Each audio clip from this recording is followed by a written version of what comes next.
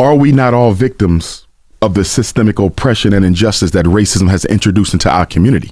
So just as you have black women who didn't grow up with their father, you have black men who didn't grow up with their fathers or their mothers. In other words, why is it acceptable for the black man raised by a black woman without his dad to reject a black woman raised by her mother without her dad? I think sometimes black men can be guilty of a double standard where we want a perfect offering when we ourselves are not a perfect offering. And to that point, I think black men need to recognize the fact that one of the reasons we have so much conflict with black women is because we don't operate on a masculine platform with our women all the time. We tend to operate on a female platform. For example, when a woman gets angry, rather than you trying to understand your queen non-emotionally. So you can't have both people in a relationship with a low emotional IQ. Because if both people in a home, if you and your wife both have a low emotional IQ, if you and your wife both have a low emotional IQ, y'all gonna argue over everything because nobody says,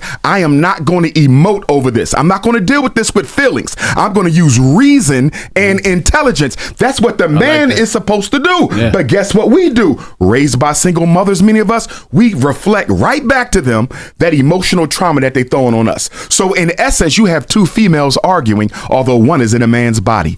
Black men have to start being masculine and less feminine. All this cattiness, this back and forth between black men and black women on the internet, that is feminine and feminine. Masculinity don't operate like that. Masculinity wants to understand where the woman is coming from. Masculinity wants to then intervene, study himself, evaluate his behavior, and try to level up to where she needs him to be. But arguing back and forth with women as a man, that's anti-masculine behavior. What we really need is some testosterone shots. We need more testosterone because black men are mimicking female behavior emotionally, and they're not even recognizing it. I know a lot of women who have high emotional IQs who don't get caught up in the petty back and forth. Yes, sir. Either. Yes, sir. Yeah. But normally, more often than not, it's supposed to be the male.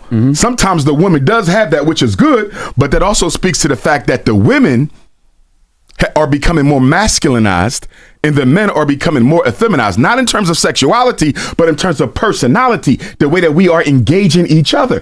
And the back and forth male-female thing, if we want to get real basic about it, you're dealing with two traumatized people who have not healed themselves, and now they're trying to make a healthy relationship. Two unhappy people cannot make a healthy relationship. It is impossible. You cannot get water from oil. You can't get oil from water. If she's traumatized because her father abandoned her and he's traumatized because his mother chose her second husband over him, you got to deal with those unmet childhood issues. Most of us are still dealing with unmet childhood issues, and we're given the responsibility to our partner to heal us from demons that can only be healed with our parents. My wife can't undo what my mama did. I got to work with my mama.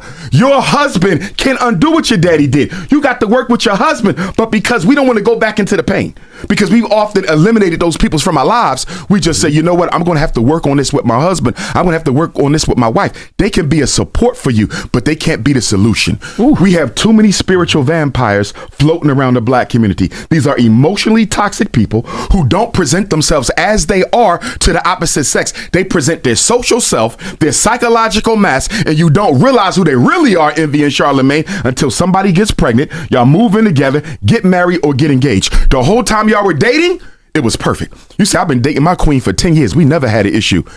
Get married, divorced in 6 months. You know why? Because once y'all moved in that house together, your ego no longer wants to lie to her, Envy. Your ego no longer wants to lie to her, Charlemagne, and her ego doesn't want to lie to you. So now you start seeing things that you never saw 10, 20 years when y'all were dating, because in close proximity, the ego drops its mask.